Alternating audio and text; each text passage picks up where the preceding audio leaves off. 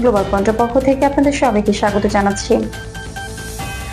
ইরানের 14 দফা প্রস্তাবের আনুষ্ঠানিক প্রতিক্রিয়া জানিয়েছে যুক্তরাষ্ট্র।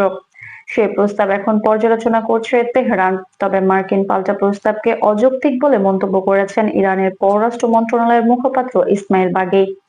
তার দাবি, ওয়াশিংটন আবারও এমন কিছু শর্ত যুক্ত করেছে যা ইরানের কাছে গ্রহণযোগ্য মনে হচ্ছে না। আন্তর্জাতিক বিশ্লেষকদের মতে ইরান ও যুক্তরাষ্ট্রের মধ্যে এই ধরনের প্রস্তাব ও পাল্টা প্রস্তাব মূলত দীর্ঘদিনের আলোচনার অংশ, যার কেন্দ্রবিন্দুতে রয়েছে ইরানের পারমাণবিক কর্মসূচি এবং অর্থনৈতিক নিষেধাজ্ঞা।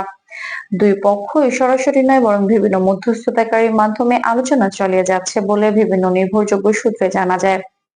মার্কিন প্রস্তাবগুলোতে সাধারণত ইউরেনিয়াম সমৃদ্ধকরণ সীমিত রাখা, আন্তর্জাতিক পর্যবেক্ষকদের আরও প্রবেশাধিকার দেওয়া এবং ধাপে ধাপে নিষেধাজ্ঞা শিথিল করার বিষয়গুলো গুরুত্ব পায়।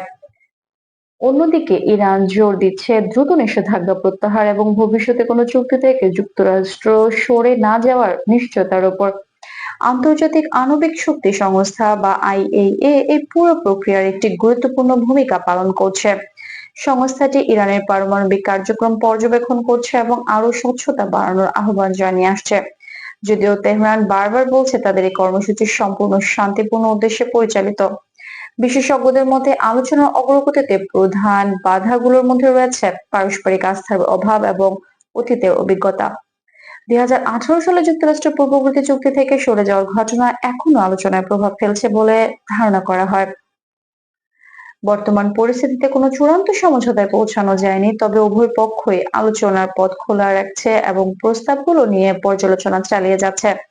ফলে পরিস্থিতি এখনো পরিবর্তনশীল এবং ভবিষ্যতে অনেকটাই নির্ভর করছে পরবর্তী কূটনৈতিক পদক্ষেপের উপর। সব মিলিয়ে বলা যায় ইরান ও যুক্তরাষ্ট্রের মধ্যে এই আলোচনা একটি দীর্ঘমেয়াদী প্রক্রিয়ার অংশ, যেখানে প্রতিটি প্রস্তাব ও প্রতিক্রিয়া গুরুত্বপূর্ণ ভূমিকা রাখছে।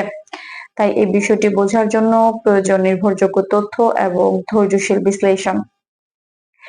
এই ছিল গ্লোবাল পয়েন্টের পক্ষ থেকে আজকের বিশ্লেষণ। ধন্যবাদ গ্লোবাল পয়েন্টের সাথে থাকার জন্য।